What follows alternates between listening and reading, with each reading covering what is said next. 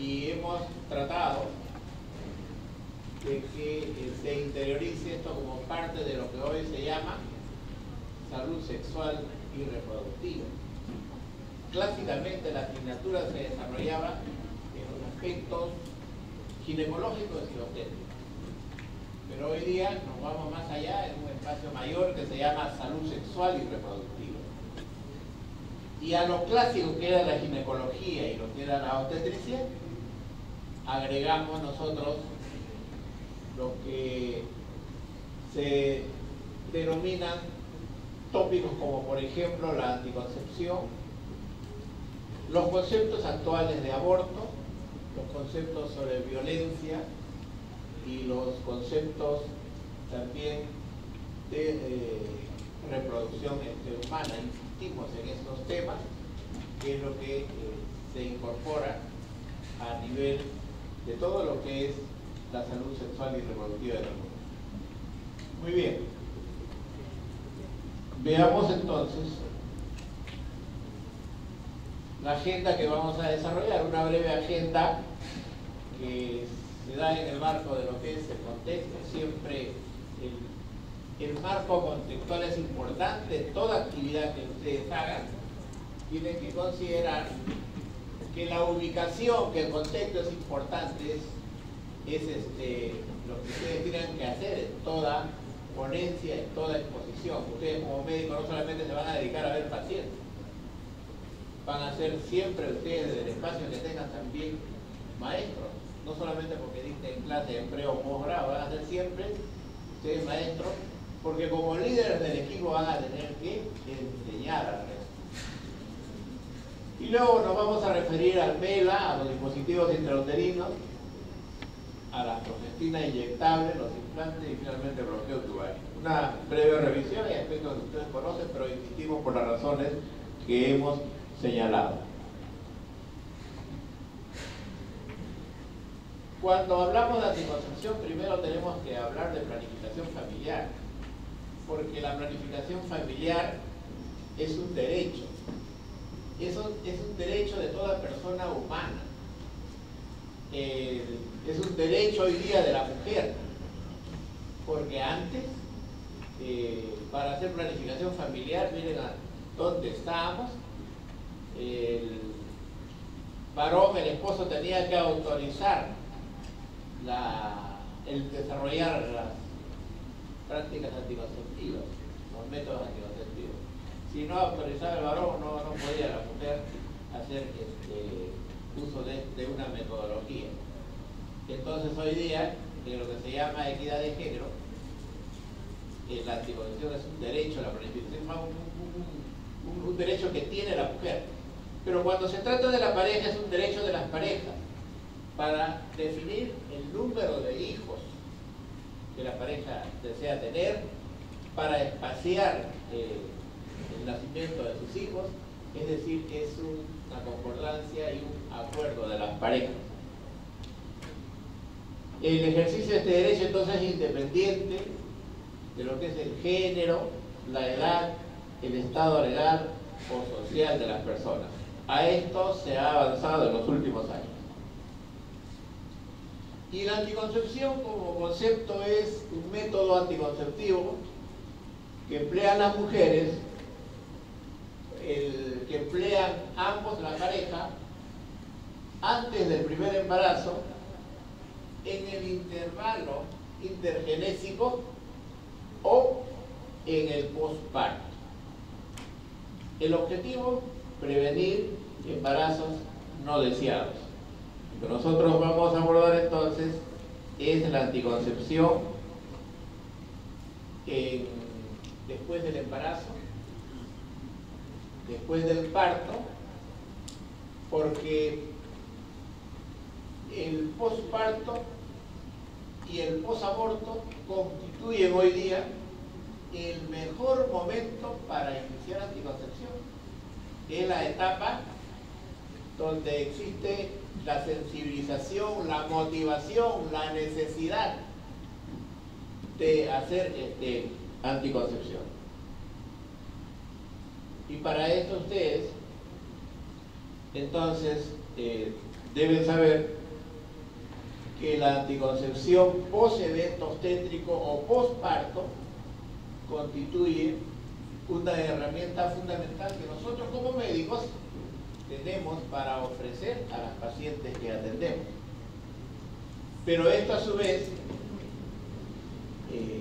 se enmarca dentro de lo que es garantizar el derecho de las personas para decidir sobre la salud sexual y reproductiva de la mujer, pero ubicado en objetivos que tienen que ver con la salud de las personas.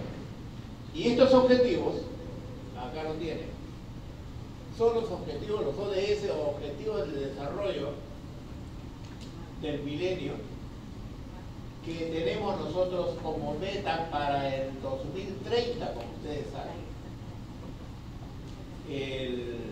A nivel mundial, el mundo civilizado se ha puesto de acuerdo y así como trazó objetivos al 2015, ahora tenemos objetivos al 2030.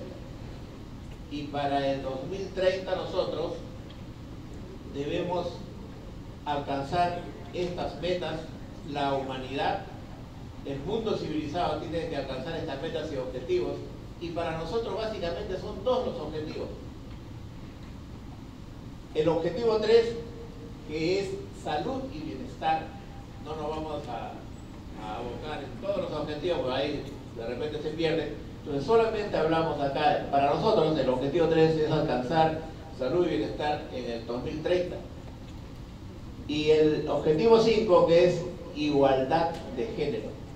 Entonces cuando nosotros hacemos anticoncepción post-evento obstétrico o postparto, estamos mirando a contribuir a alcanzar los objetivos en el 2030. Pero por otro lado, queremos que en toda esta etapa logremos controlar los embarazos no deseados y logremos evitar las muertes maternas, porque como ya muy bien se ha señalado en repetidas oportunidades, una muerte materna es un fracaso, es un desastre para la sociedad, para las familias. Todo esto se enmarca en políticas, y las políticas hoy día se dan para el mundo, pero también las políticas se dan para los países, y nuestro país ha asumido políticas en la que la anticoncepción, entonces en general, lo tenemos a la mano, es un derecho, y nosotros tenemos que aplicar estas políticas. ¿Para qué? Para mejorar nuestros indicadores de morbilidad, de mortalidad. Mejorar los indicadores en el campo de la salud materna, en el campo de la salud infantil.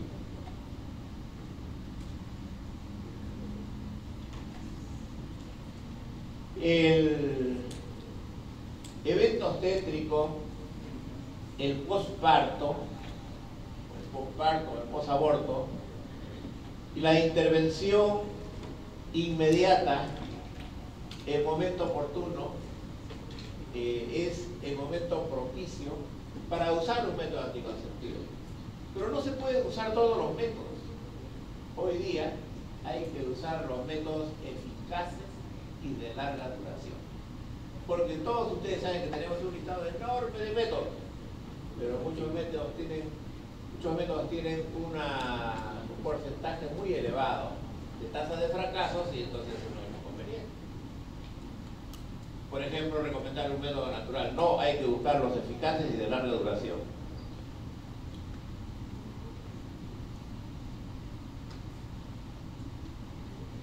La anticoncepción postparto puede hacerse por vía vaginal inmediatamente después del parto, o puede hacerse también en el momento de la cesárea, transcesárea. Se produce el parto, y en las primeras horas, en los primeros minutos y en las primeras horas se está aplicando el método anticonceptivo. dice los primeros 10 minutos, que tiene excelentes resultados, y después se puede hacer a las 48 horas. Pasó esta etapa y ya no.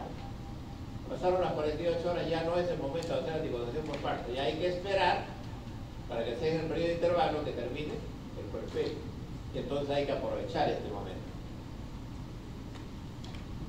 Y ya hemos dicho que esto es, hay la necesidad de usar un método moderno, un método eficaz, y este método puede ser temporal o definitivo, ya será una decisión de la pareja o será una decisión de la paciente, en este caso de la señora.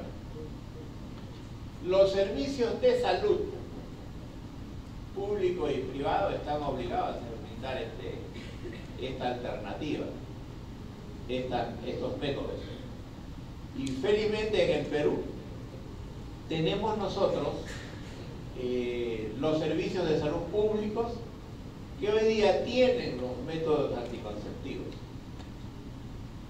Tienen los métodos eficaces y larga duración, como por ejemplo un dispositivo intrauterino. Y tienen también los implantes. Y si están en los servicios públicos, eso para la población es gratuito. Lo que ha ocurrido es que ha existido una etapa de desmotivación en el país, que hace pocos años se cayeron todos los métodos anticonceptivos. Y estamos recién levantándonos. Y hubo una época por alrededor del año 2000 aproximadamente en que uno de los gobiernos empezó a promover la anticoncepción. Todos decíamos que bien, se promueve la anticoncepción, situación que también se hace en todo el mundo, pero se fueron al extremo y había un uso y abuso. Hacían ferias y hicieron ligaduras de manera indiscriminada.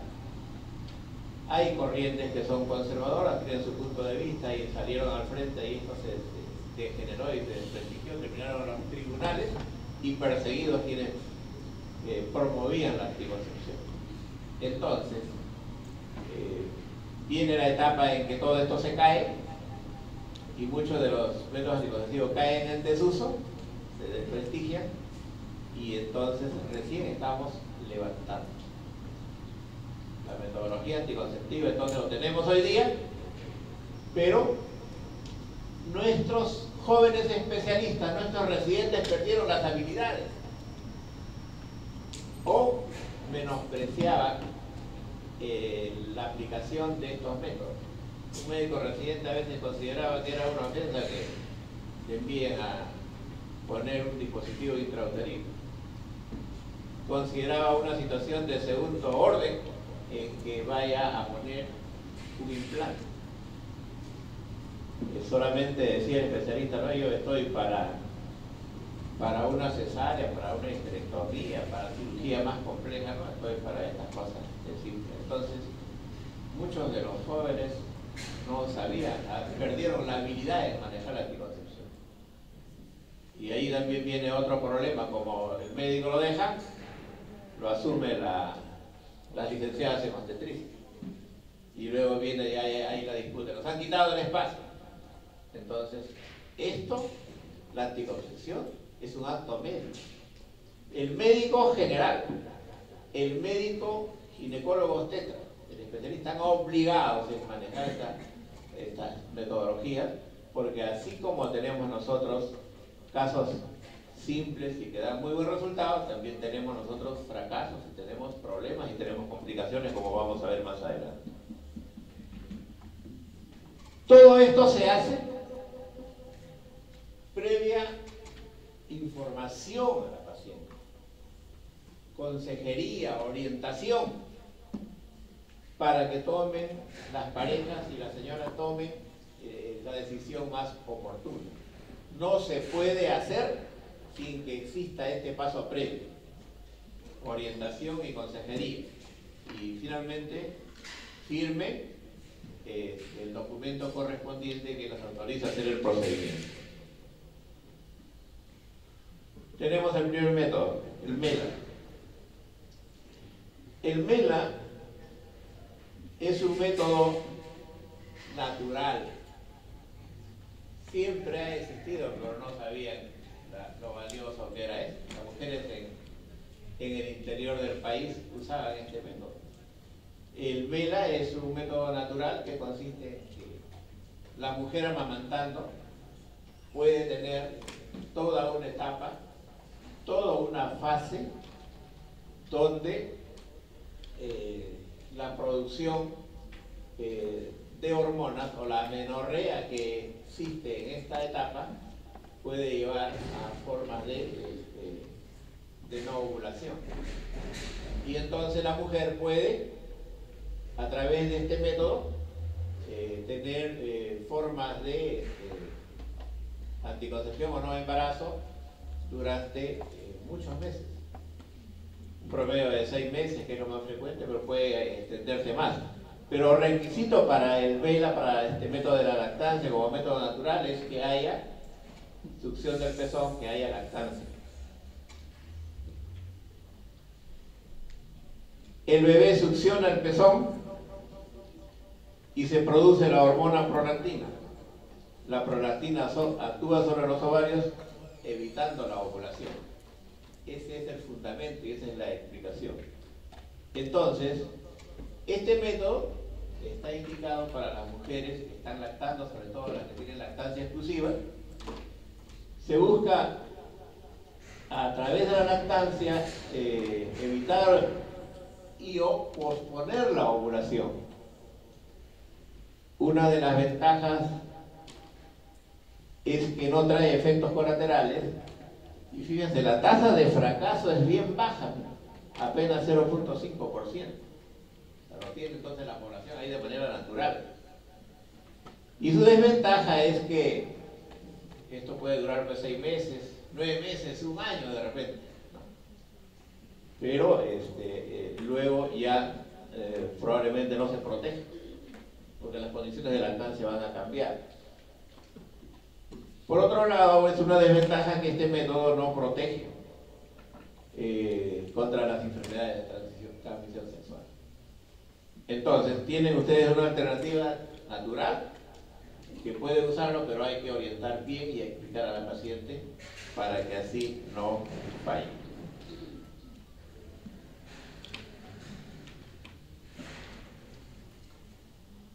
Otro método es el dispositivo intrauterino. El DIU. Miren ustedes, el DIU es un cuerpo pequeño y flexible que se ubica en la cavidad uterina. Se inserta en la cavidad uterina y allí va a cumplir su efecto, y esto se ha usado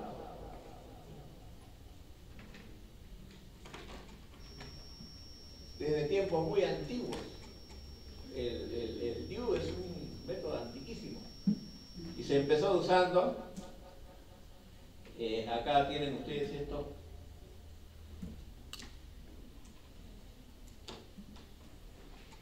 se empezó usando en camellas. Los primeros que usaron el DIU y lo hacían para esos viajes largos, porque no se preñe la camella y hagan esos viajes por el desierto. Entonces, de manera artesanal se hacía estos dispositivos intrauterinos y les daba muy buenos resultados. Es antiquísimo. Pero en el siglo XIX aparecen ya los dispositivos intrauterinos como esta figura que ustedes ven acá, que tiene una especie de cola o filamento, ¿no? Pero eran bastante toscos, como ustedes ven, en el siglo XIX. Pero ya en 1928, Grafenberg elimina la cola y lo convierte en una especie de anillo nada más. Acá. Esos 28, en el 30 tienen ustedes, y era pues, los anillos eran de oro, plata, acero, ¿no? Y el problema que tenían que había una alta tasa de expulsión. En el año 1934, en esta primera generación de Dius, miren ustedes, se diseña el anillo de Ota, que es de oro y plata con un soporte central. Este es el anillo de Ota. Y en el año 1959 tienen el anillo de Zipper, que es un anillo de nylon, ¿no? Zipper diseña un anillo de nylon. Y tienen luego la segunda generación por los años 60. Margulis diseña este anillo de polietileno impregnado de sulfato de bario, ¿no?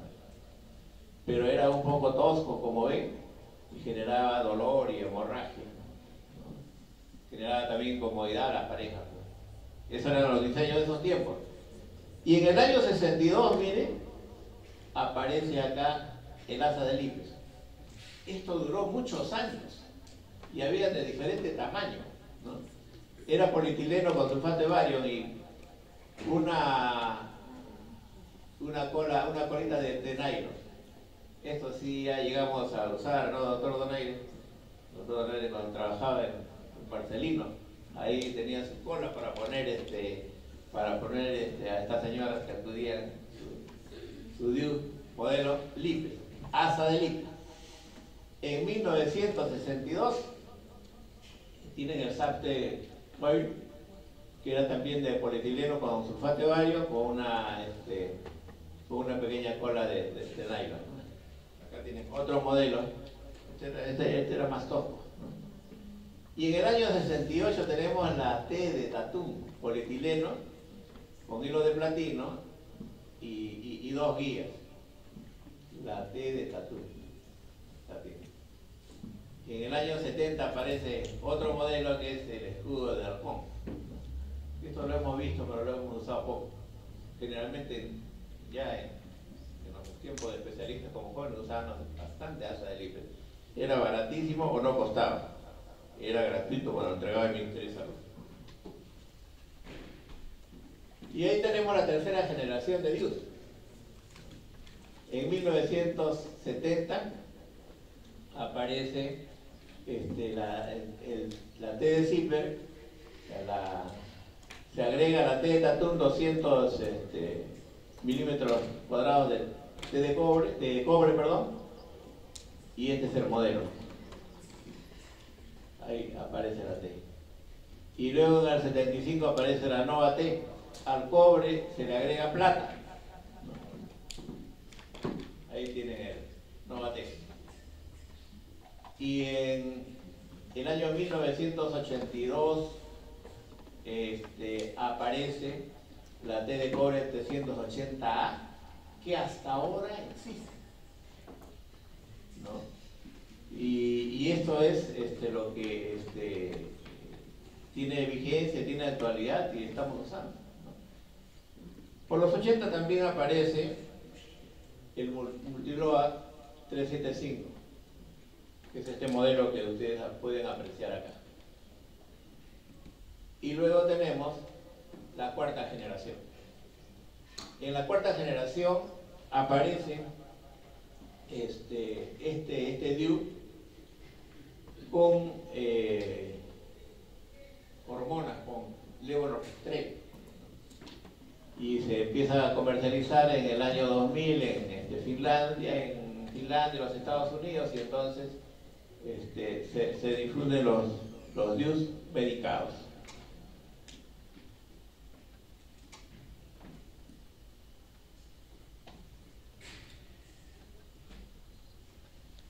La T de cobre entonces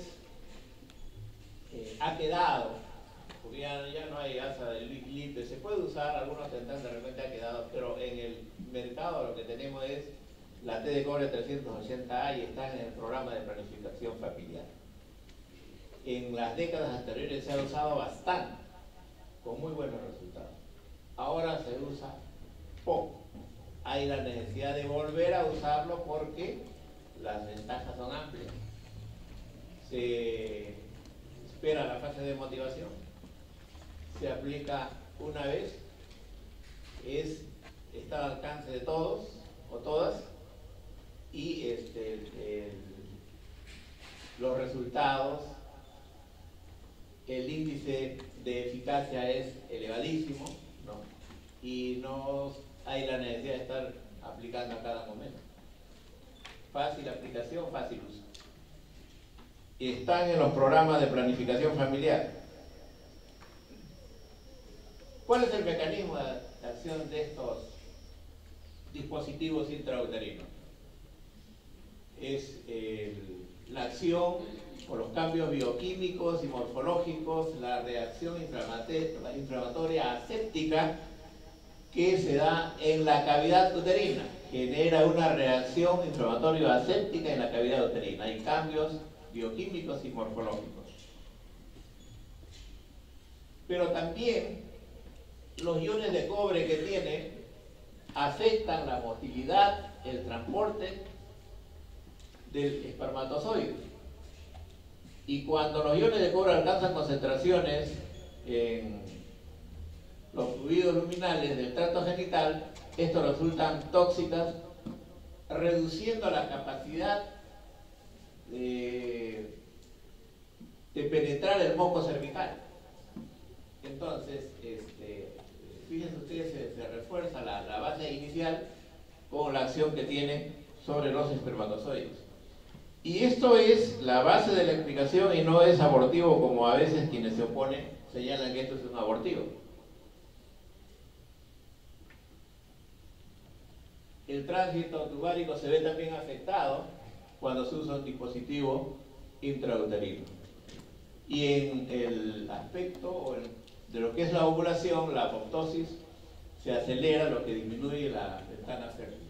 Entonces hay un amplio fundamento del por qué entonces estos dispositivos tienen una explicación, una razón que se puede usar con enormes ventajas para nuestras pacientes. Cuando se empezó a usar el DIU T de cobre 380A, se decía, eso nos dura 3 años, nos dura 5 años. Y luego se ha demostrado, en estudios que se han efectuado, que este DIU era eficaz hasta los 10 años. Hoy día se afirma que es efectiva por lo menos 12 años, ¿no? Entonces, cuando los pacientes son adecuadamente orientados, tienen que saber que este método es de larga duración. Se va a durar 10, 12 años. Y con los resultados y con la base fisiológica que ya hemos explicado. Un dispositivo intrauterino, así como tiene sus ventajas, también tiene efectos colaterales, que ustedes deben saber. Y hay mujeres que hacen un sangrado irregular. Hay mujeres que hacen el sangrado a mitad de ciclo. Esta presencia de sangrado puede preocupar a la mujer, pero se manejan con sintomáticos, se observa y no hay la necesidad de retirar o hacer cambios. Se puede manejar. Hay cambios a veces en el volumen de sangrado, menor o mayor volumen, a veces solamente es una manchita y otras veces en mayor cantidad, pero se manejan con sintomáticos. Y también hay casos que se describe dismenorrea. Entonces, cuando tenemos un caso que una paciente no está de repente del todo tranquila porque tiene estas molestias, se observa, se conversa con ella, se da los sintomáticos y prudentemente se espera unos meses antes de proceder al retiro. Podría ser una medida solamente transitoria.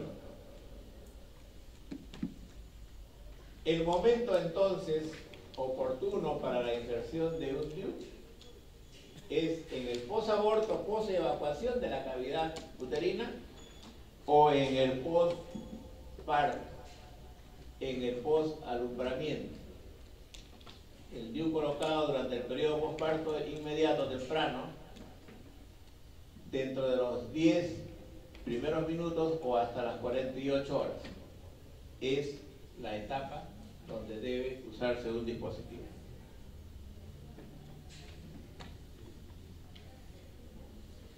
El DIU no debe ser insertado después de las 48 horas.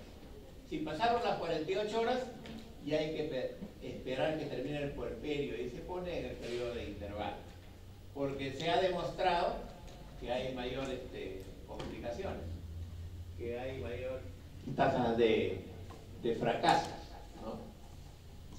Hay riesgos de otras complicaciones, de fusiones, de expulsiones o de infecciones, ¿no? Entonces, tiene su momento en el cual se usan estos dispositivos, y es lo que hay que saber. Hay casos, y en esto es importante que ustedes lo sepan, que como toda metodología anticonceptiva, no a todas las pacientes se aplica lo que tenemos, ni tampoco a toda paciente se aplica un método que ella quiera o piense que puede usar.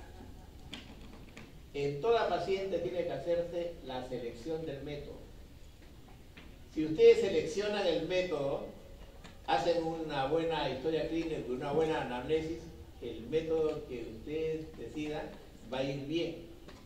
Pero si ustedes aplican así, y esa es la crítica que se hace a los programas de planificación, cuando tienen de manera masiva una cola ahí, a todos le ponen el mismo método sin hacer ningún interrogatorio, sin buscar los antecedentes, lógicamente que habrá fracaso.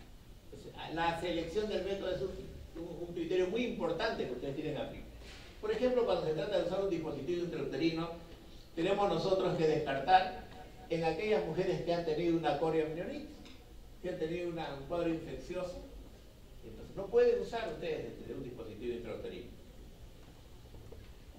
No pueden usarlo en aquellos casos donde las mujeres que han tenido endometritis, sepsis puerperal, en aquellas mujeres que han tenido RPM, en aquellas mujeres que tienen como antecedente hemorragia postparto, que no se ha aclarado, no se ha precisado, en aquellas mujeres que han tenido un traumatismo genital extenso, en el parto, el canal del parto lesionado, ¿no? Traumatizado, ¿no? O en aborto infectado o seco.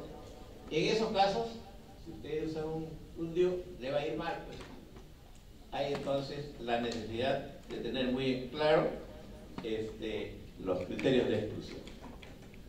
Desde el punto de vista anatómico, ustedes saben que siendo este el útero, acá tenemos el fondo uterino, acá tenemos la cavidad uterina, acá tenemos nosotros el cuello uterino y acá tenemos la vagina. Entonces, están dadas las condiciones después del parto para que se pueda colocar el DIU con mucha facilidad. Pero saben ustedes que tienen que actuar con mucha habilidad y con mucho tacto también, porque los tejidos en el posparto son friables. Saben ustedes, no es como el tejido de una mujer en el periodo de intervalo. Entonces, actuar con esa delicadeza, pero tener en cuenta que eso se puede trabajar con bastante facilidad en una cavidad amplia en las primeras 48 horas. Las ventajas del DIU post-evento obstétrico es que estos métodos son seguros, pueden acceder en los servicios, si son hospitales, servicios públicos, los tienen todos al alcance. El costo de efectividad o no le cuesta o es muy barato, ¿no? Y el momento oportuno es el mejor. Otra ventaja de estos dispositivos: no tiene efectos sobre la cantidad o calidad de la leche materna, es seguro para las mujeres VIH positivas, es reversible. Cuando la mujer desee, se lo puede retirar y en cortísimo tiempo ha recuperado su capacidad de fertilidad. No requiere una acción diaria de parte de los áreas para ser efectiva. Entonces, tiene enormes ventajas. Hay también algunos riesgos que ustedes deben saber. Puede haber riesgos de perforación, cuando a veces no manejan los criterios anatómicos, no tienen el conocimiento, la experiencia, puede producirse casos de perforación. Actuaron de repente con un criterio muy brusco. Pueden darse también casos de expulsión. Entonces, hay casos, ¿no? Sobre todo con algunos que insisten en poner fuera del momento que se recomienda, entonces puede haber expulsión, o se desplaza el dispositivo intrauterino. Para eso tiene que haber el control periódico, el seguimiento periódico que se hace a las mujeres que usan dispositivos intrauterinos. Y puede haber riesgo también de infección, ¿no? Cuando no se ha seleccionado adecuadamente el método. Sin embargo, el riesgo de infección, miren ustedes,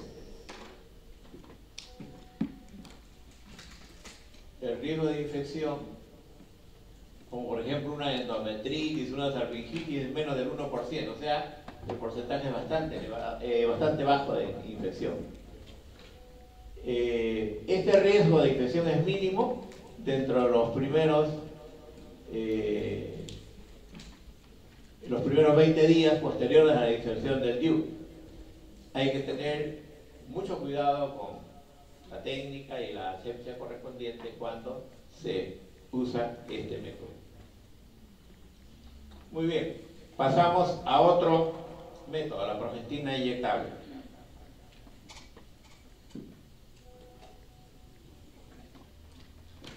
Los anticonceptivos inyectables son de dos tipos, como saben ustedes. Aquellos que son de progestágeno nada más y aquellos que son de la asociación de progesterona y estrógeno. Los de progesterona y estrógeno son inyecciones mensual, pero no podemos usarle en aquella mujer que está lactando. Pero los que son de progesterona nada más, estos sí podemos usarlos y son inyecciones que duran 3 meses. Se usa la medroxiprogesterona. Dura 3 meses, esta hormona sintética de progestágeno, y hay de diferentes nombres comerciales. En nuestro medio, el que más usamos, lo que hay en los programas de planificación familiar, es el Depo-Provera, que es este. Las inyecciones anticonceptivas tienen ventajas. Es un método de acción semi-prolongada sin necesidad de dosis diaria. Una inyección para 3 meses. La paciente se acostumbra a esta rutina. No interfieren con el sexo. Las inyecciones de solo progestina se pueden usar durante la lactancia, como hemos señalado. Pueden reducir los periodos dolorosos y ayudan de los síntomas premenstruales. O sea, la dismenorrea puede incluso disminuir. Pero tiene también algunas desventajas. Cuando se usa este método, los periodos y la fertilidad pueden tardar hasta 1 año en volver después de suspender las inyecciones. O sea, una mujer que usa estos métodos va a quedar con amenorrea por meses y a veces hasta 1 año. Entonces, eso tienen ustedes que saberlo para poder explicar a la paciente. Puede haber algunas sintomatologías secundarias, se describe, que también son manejadas, como por ejemplo cefalea, mareos. Algunos la asocian al piel con manchas en la piel, mastodinia, cambio de carácter, aumento de peso, distensión abdominal. Pueden existir algunos casos y eso a veces hay que tener en cuenta para explicar a la paciente. Y no protegen contra las infecciones de transmisión sexual. Y vayamos ahora a los implantes, que es lo más moderno, lo que vino en los últimos años. Los implantes están hechos a base de progestina. Y los primeros que aparecieron, fíjense, en el año 1982 fue el Norplant. Y aparece el Norplant con 6 tubitos. 6 tubitos eran. ¿Ya? Era levonorgestrel y duraban 5 años. Eran 6 tubitos. Luego, el Norplant 2 de Jadel, en 1996, ya eran 2 tubitos. Era también el levonorgestrel y duraban 5 años. Y luego tienen ustedes el Uniplan, que es un tubito nada más que es Novegestrol y duraba 1 año. Y luego aparece el ST1435, también un tubito, que era Nestorone y que duraba 2 años. Y aparece después como novedad el Implanon, que era solamente un tubito, que era etonogestrel y que duraba 3 años. Eso apareció en el año 1998. Toda una secuencia, miren ustedes, de estos implantes. Duró un buen tiempo, cuando ya se reduce el número de tubitos, el levonorgestrel con 2 varillas, y demostró ser ampliamente efectivo, ¿no? Eso significó un avance importante. Pero luego aparece en los últimos años el etonogestrel con una sola varilla, que es lo que estamos usando actualmente. Esto significó un avance de la tecnología. Este método está diseñado con un dispositivo para aplicar para cada uno de los pacientes, y también el diseño que tiene material radiopaco para cuando se pierde el tubito, se desplaza el tubito, entonces se lo pueda localizar con los rayos X, ¿no?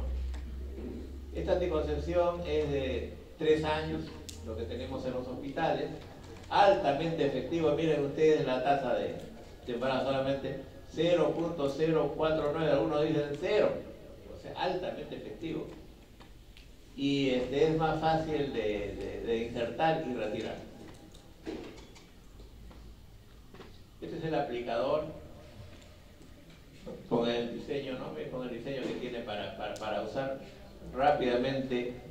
Se puede aprender su manejo, y el tiempo es tan rápido para la inserción que dice que se puede hacer en 28 segundos. Rapidísimo, ¿no? Se puede hacer, como ya hemos dicho, el seguimiento cuando se desplaza el tubito para localizarlo, porque tienen el material radiopaco y puede detectarse mediante una simple radiografía. ¿Cuál es el mecanismo de acción de estos implantes?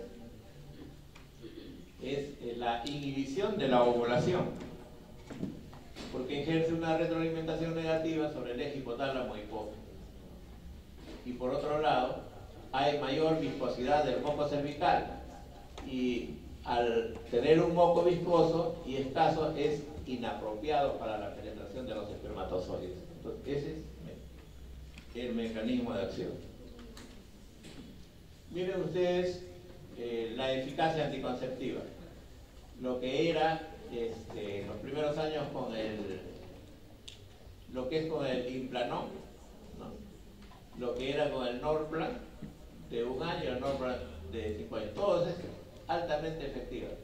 Pero con el Implanon, que se está usando para 3 años, en estos estudios que se han hecho con miles de genes, tienen entonces un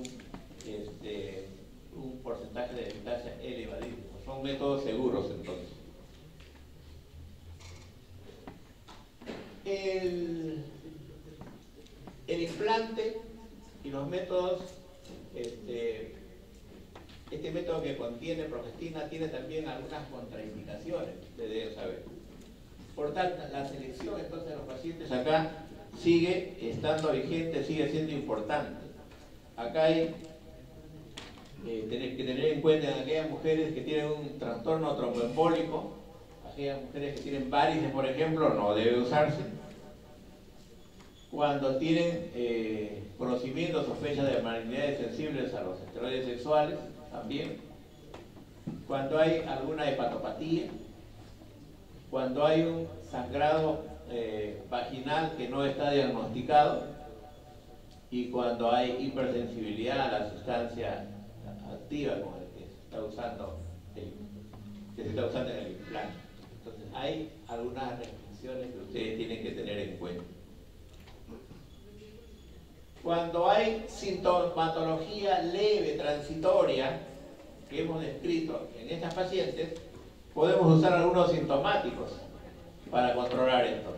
Los AINES, por ejemplo, el ibuprofeno, el ácido námico, nos ayudan en esto, así como los antifibrinolíticos, como el ácido tranexámico, ¿no? Y cuando hay procesos agregados también la doxiciclina. O sea, hay alternativas para el manejo. Antes de cambiar de método, hay que usar este tratamiento sintomático. La inserción del implante, miren ustedes, es en el brazo, en la cara interna del brazo.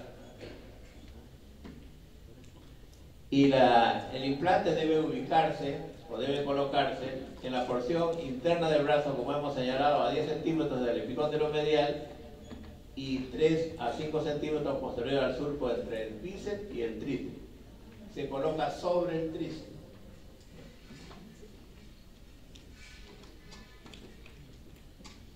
Cuando ustedes colocaron el implante y ven que se ha desplazado o no encuentran el tubito, entonces tienen la alternativa de practicar una radiografía simple. Mira, ahí lo tienen. Radipaco, ahí lo tienen. Entonces es una alternativa cuando a veces hay desplazamiento. Y cuando decidieron retirarlo, la paciente quiere retirar el implante o ya llegó el periodo, ¿no?, límite que hemos señalado, es muy fácil el retiro. Se hace de manera ambulatoria y se inyecta silocaína, ¿no?, silocaína para hacer una leve incisión pequeñita, y fíjense ustedes, con los dedos de una mano se empuja el tubito y con una pinza mosquito, se coge el extremo y se retira sin requerir incluso aplicar ningún punto de sutura. No necesita nada. Tan pequeña la incisión, muy fácil de retirar. En el Perú tenemos entonces nosotros esta alternativa en todos los servicios públicos, en todos los servicios de salud, ¿no? Se trata de posponer los embarazos, se trata de brindar esta alternativa a la mujer para mejorar su calidad de vida y para mejorar las condiciones de la familia. Entonces, esta es una alternativa a usar y lo tenemos a nuestro alcance. En estudios que se han efectuado, cuando una mujer asume metodología anticonceptiva, se ha evaluado y se ha encontrado que un porcentaje elevado de las mujeres continúan con el método anticonceptivo 1 año, 2 años, 3 años, es decir, se cumple lo que llamamos métodos anticonceptivos efectivos y de larga duración, ¿no? Y cuando hablamos de qué métodos son los que mejor funcionan y que son temporales y reversibles, es el dispositivo intrauterino y los implantes. Esto es entonces lo que ustedes deben hacer, deben promover. Tienen ustedes una lista enorme de anticonceptivos, pero estos son los que mejores resultados están dando. La eficacia, ya hemos señalado, es elevadísima, ¿no? Elevadísima, y entonces se usa con bastante confianza. Y debemos acá referirles el Instituto Nacional Materno Perinatal, la Maternidad de Lima, ¿no?, el cual conozco porque he trabajado muchos años en esta institución, y tenemos nosotros la experiencia y la ventaja de haber, en el campo de la ginecología y la obstetricia, de haber sido centro de formación, de entrenamiento y de promoción de dos técnicas que hoy día se usan mucho en todos los servicios del país y del mundo. El primero es, en los los años 1998, 97, 98, se incorporó el AMEO para resolver el aborto, porque antes todo era legal. Y entonces ahí se empezó a hacer AMEO y de ahí se ha extendido todo el con excelentes resultados. Saben ustedes que en Maternidad de Lima el AMEO se hace de manera ambulatoria. ¿No? Ya no hay que internar, hospitalizar a la paciente, ya no hay que usar alegras, ya no hay que someter a un trauma a la paciente practicando un legrado uterino, o sea, con esos instrumentos toscos, gruesos, metálicos que tenía. Y lo otro fue el uso de los implantes. El uso de los implantes que en el año 2014 se incorpora y se incorporó con mucha dificultad y que ahora se hace también frecuentemente de manera ambulatoria y de manera particular en el posparto. Las mujeres que nacen en esta institución salen en su mayoría con un método anticonceptivo, porque es el mejor momento, hay que aprovechar ese momento. Después que tuvo un aborto, después que tuvo su parto, entonces es el momento de hacer anticoncepción y entonces esto está dando buenos resultados y debe ser replicado por todos los servicios de salud en el país.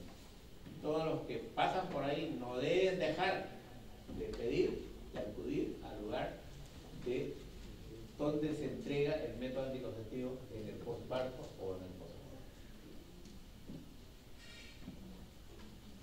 Finalmente, tenemos el bloqueo tubario como otro método de anticoncepción, pero ese es un método definitivo. A diferencia de lo que hemos mostrado, este es un método definitivo. Y la esterilización femenina, el bloqueo tubario o ligadura de trompas, como se conoce, como ustedes saben, entonces es un procedimiento quirúrgico que se puede hacer en el periodo de intervalo, pero también se hace en el postparto. Se hace también en el momento que se hace una cesárea. Aprovechando que la cavidad está abierta, se hace. Pero si el parto fue normal, como el útero está bien alto cerca a la cicatriz umbilical, entonces es una zona de abordaje fácil. Con una incisión de 2 centímetros se puede hacer una mini laparotomía, o también se hace por laparoscopía. Y lo que se hace hoy día es la sección. Antes se hacía la electrocauterización y hoy día se hace la sección. La técnica que más se recomienda es la técnica de Pomeroy, que es ligadura y sección, y se debe realizar también en las primeras 48 hasta 72 horas. Más allá no, porque se describen también mayores complicaciones. Se puede hacer también, como les habíamos señalado, transcesárea. Y ahí tienen ustedes la técnica, miren ustedes.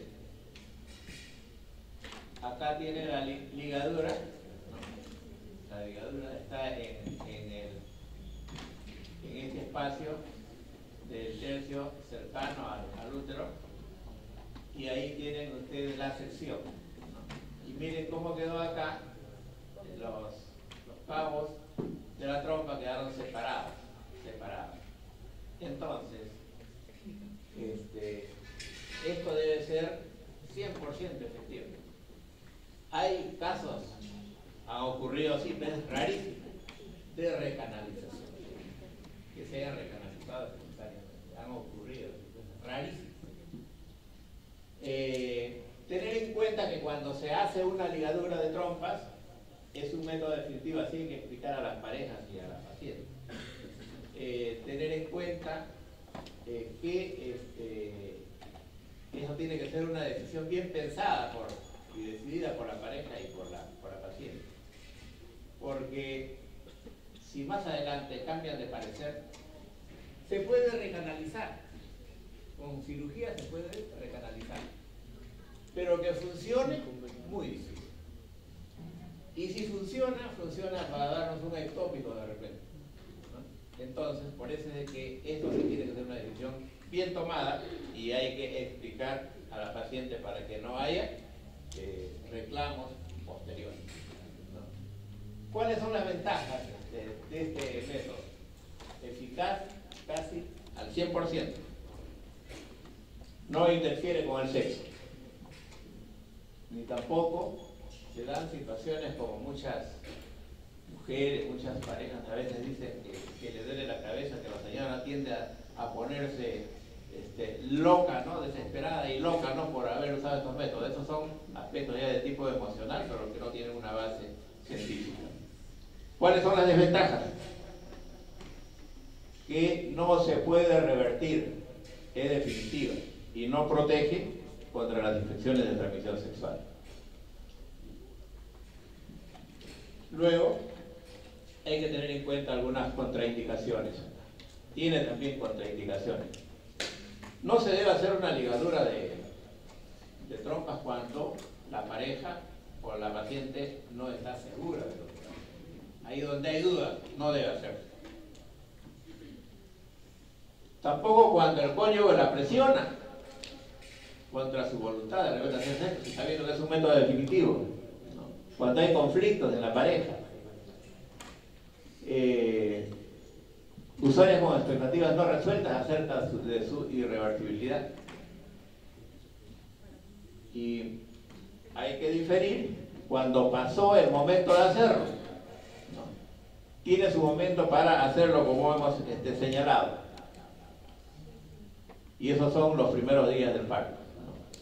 Cuando hay antecedentes de enfermedad inflamatoria pélvica, infecciones de transmisión sexual, enfermedad trofoblástica, o sea, tiene también algunas indicaciones a considerar, a tener en cuenta.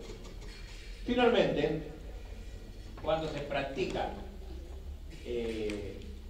una ligadura de trompas, un bloqueo tubario, tiene que hacerlo también el médico entrenado, el ginecólogo obstetra. Lo puede hacer el residente, pero con entrenamiento, con supervisión, porque se producen o se describen a veces, como todo acto quirúrgico de la naturaleza y cercano a estos órganos, lesiones en la vejiga o el intestino. Sangrado a veces a nivel de piel que generan hematomas y da preocupación o molestias a la paciente. Dolor intenso en la incisión, hematoma subcutáneo, infección de herida y fiebre también por un proceso infeccioso instalado o de repente el caso no adecuadamente seleccionado. Esa era la última lámina y